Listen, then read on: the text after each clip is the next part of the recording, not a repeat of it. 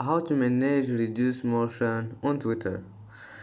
Hello guys, in this video I'm gonna show you how to manage reduce motion on Twitter.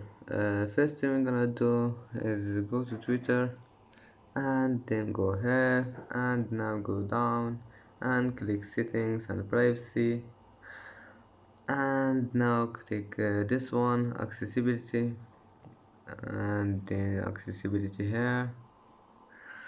And now as you see, all you need to do is just click here, and as you see reduce motion has been turned on, and if you want to turn it off just click on it, and as you see reduce motion has been turned off.